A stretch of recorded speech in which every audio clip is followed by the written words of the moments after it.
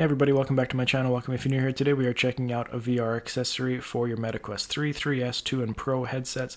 This is the Enforcer Haptic rifle stock and pistol accessory with force feedback. This is made by DeadEyeVR. It retails for $250 American on their website. It's 367 Canadian. I'll link that below. In this one, we're going to unbox it. I will show you the full assembly. I'll show you all the different features of it and how to use it. I'll show you using some gameplay. Then I'll give you my review of it in the end. Let's jump into this one. Okay, let's open these two boxes up.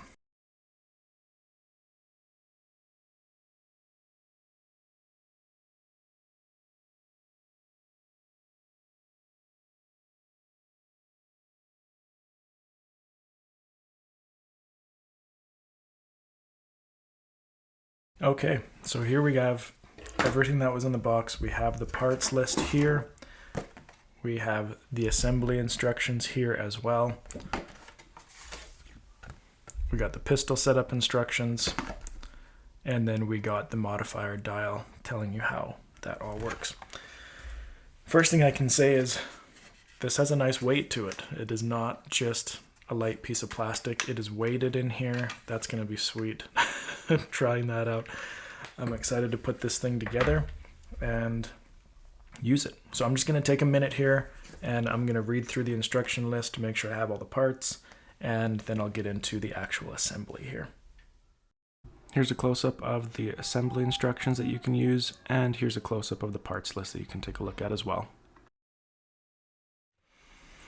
Okay, so we are going to go through this step by step. It is quite a process here, and so I might stop part way just to make sure I'm doing things right. First things first is you need to grab this. This is your telescoping tube. If you undo these two latches, this will move. Okay, because at first I was thinking there's not enough room to attach the first piece onto here, but if you just undo that latch, pop it out a little bit, now there is. So the first thing it says to do is to attach the tilt adapter to the telescoping tube with the short set screw. So our tilt adapter is this piece here, okay? And this is gonna go in to the end of the short, or sorry, not the short, the skinnier side. And you can see there's a hole right there. That hole will line up with the hole right there. And then we can grab this small piece here. I'm just gonna start it in there with my fingers. Grab the small Allen key.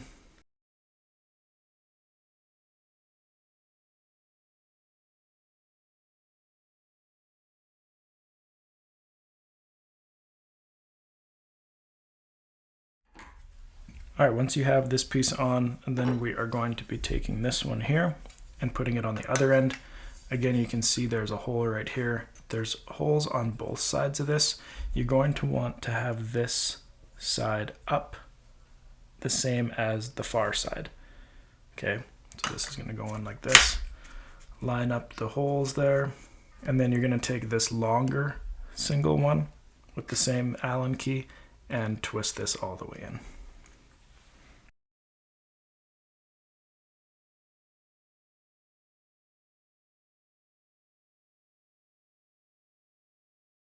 Okay, so we got both sides in there.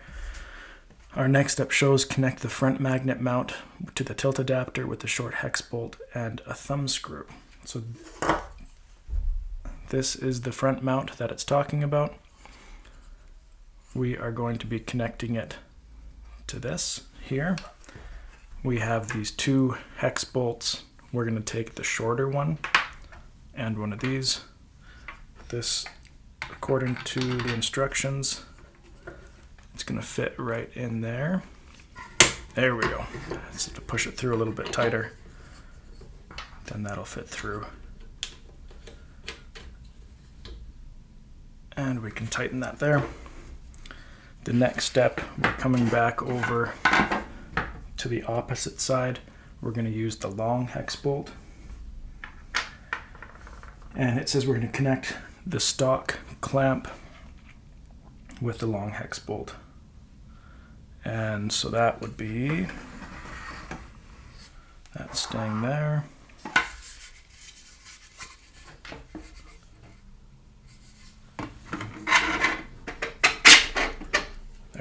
So this slides in there. Sorry, that's really loud.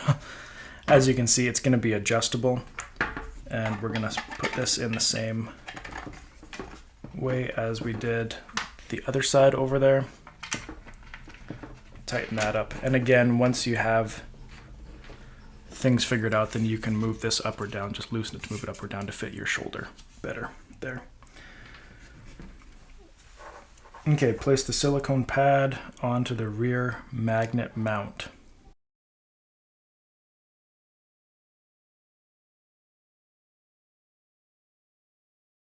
Looks like we're using the smaller one to start here.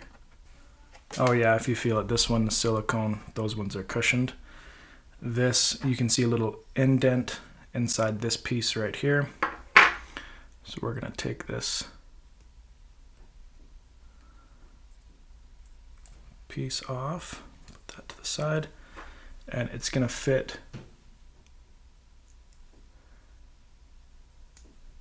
right inside of that indent. That fit pretty much perfectly, actually.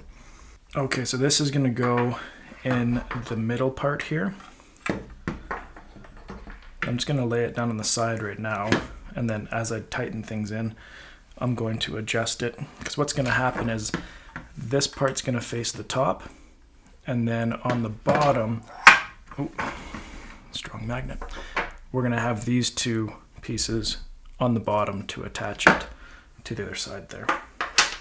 As you're doing this part, make sure that this little arrow that you can see there is pointing to the front of the gun stock. Otherwise, the magnetic poles might not be aligned correctly. So these little square nuts are going to go in those slots. We're going to then be using these pieces here that are going to go in the bottom here to go up and through to the other side.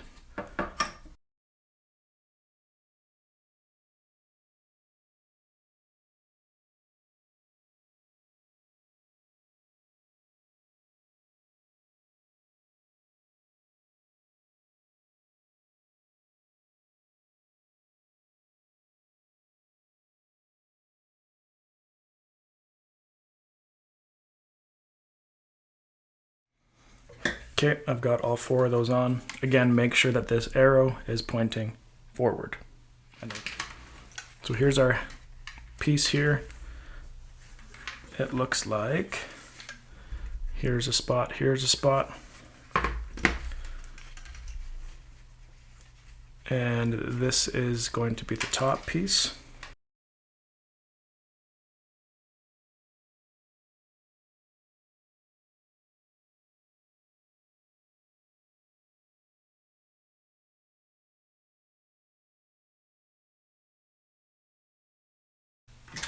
Okay, once you have that in, there is room inside this little pouch here that you can also just feed this extra cord into. If you don't want to have to tie it up anywhere else, I'm just going to push it into here.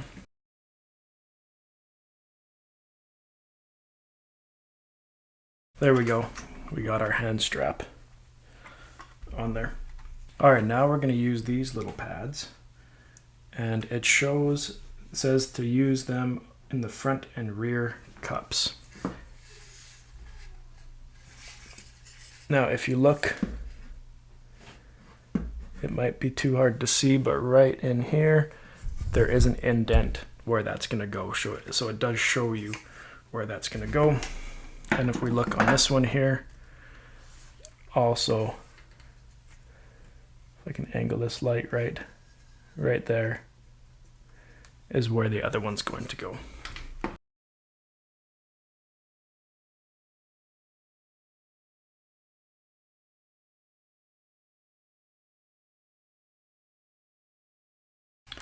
Now it says clip the sling onto the stock and tilt adapter loops. So here's our sling. Got nice metal ends here, which is really nice. So one of them is going to be attached right here. go. The magnet picked up the slots there. And then the other side will go on the very front, right here.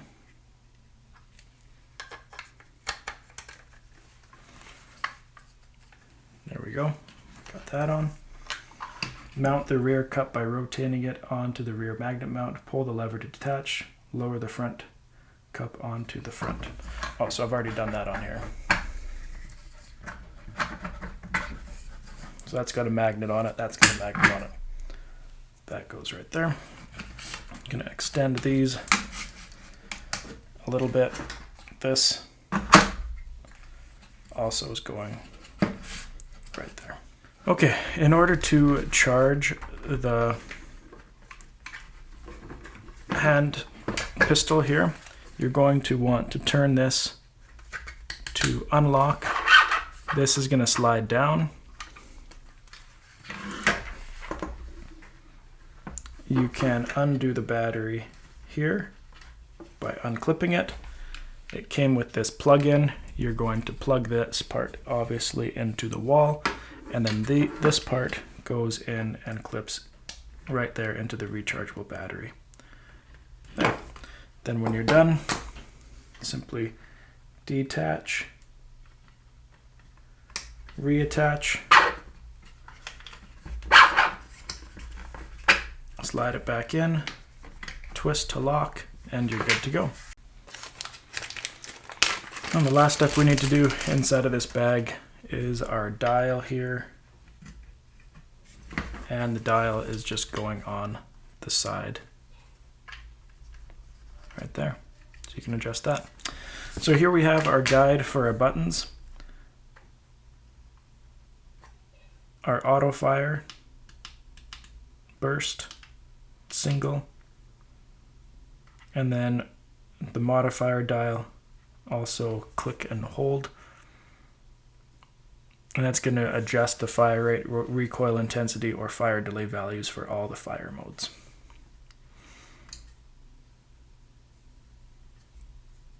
Make sure you turn that on there, and you can see the light came on. Turn it off when you're done as well. Okay, that was our setup. Hopefully that wasn't too complicated for you. Hopefully that all made sense. Everything that we did there, I am going to do some testing now with it, and then I can actually come back and give you more of a better how to use it in gameplay, so it actually makes sense for us. And then I'll talk about putting the controller in. Now, when you're putting on the pistol here, you can just put your hand through there if you'd like, or there is this extra piece that I've extended. This can go through the wrist this way, so now you've got wrist strap here and your hand strap there.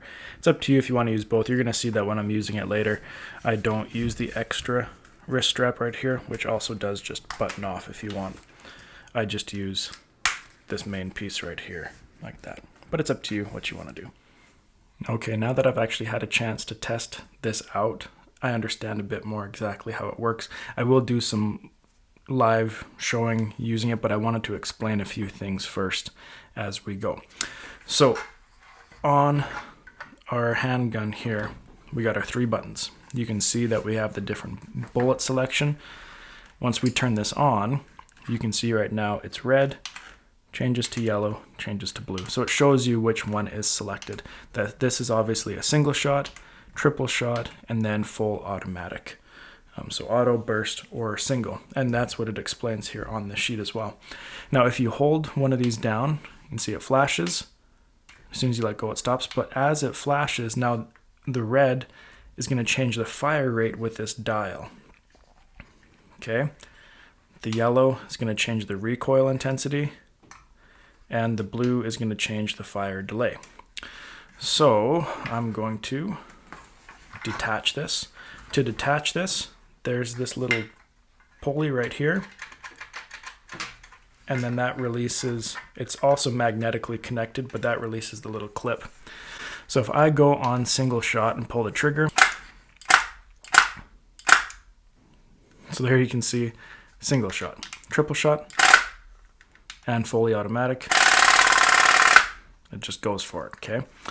Which is pretty sweet. Now, if we wanted to change the fire rate, I'm going to hold this down, turn this down. I'm just going to turn it to its lowest. And you're going to see here now how much slower that is. If I hold it and turn it up to its fastest, my knob's not quite on perfectly straight. Maybe I should fix that.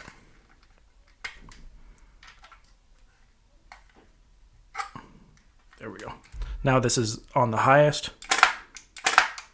You can see how much faster that is, right? So again, turning that down to our lowest. Recoil intensity, we are at its lowest. Hold it, I'm going to turn it up to its highest. Maybe you couldn't see it, but you can feel it, that it is a bit more intense. Not drastically, I would say, but it is. Fire delay, I'll turn it down to the lowest.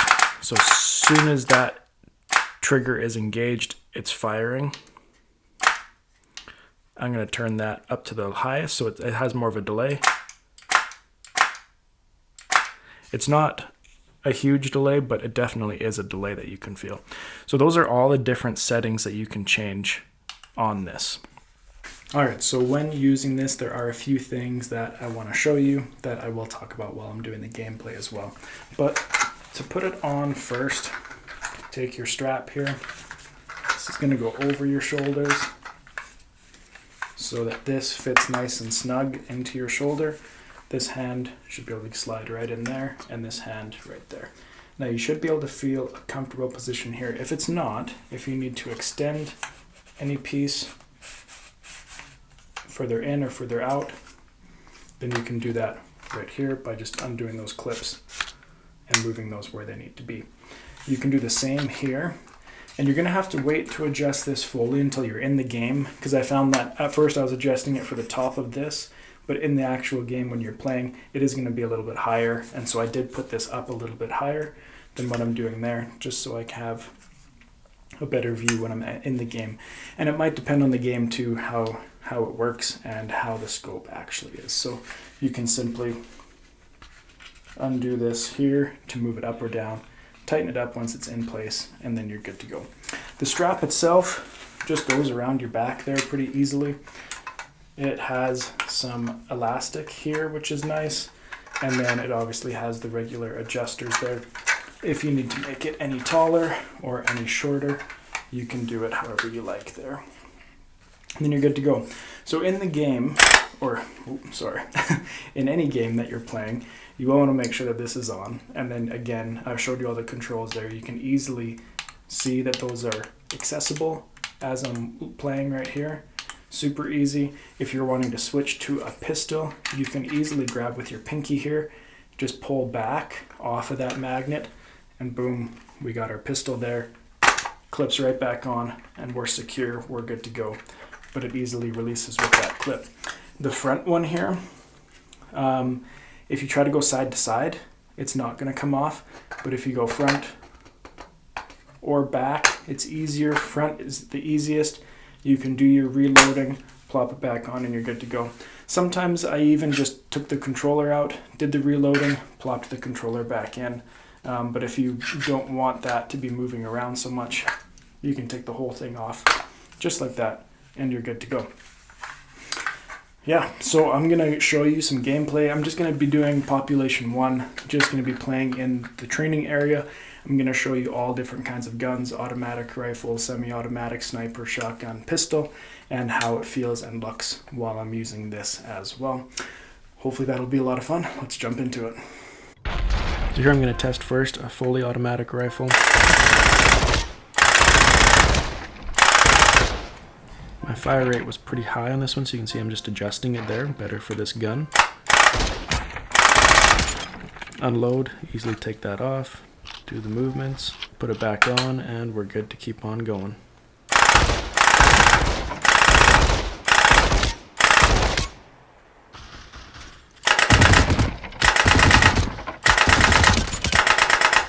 So here's another fully automatic rifle, but you can see that the fire rate is a lot lower, and I've been able to turn that down to match it.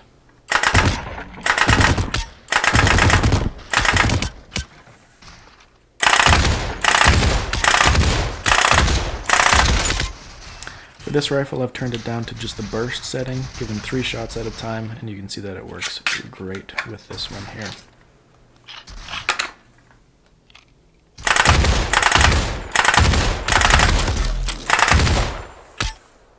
For the sniper rifle, I've now turned it down to just a single shot, and I've turned the recoil up so it gives more of that kick for just a single shot big gun like this. And last but not least, we got a pistol here. So here again, just use your pinky or your fingers, click that right off, and you've got your pistol ready to go.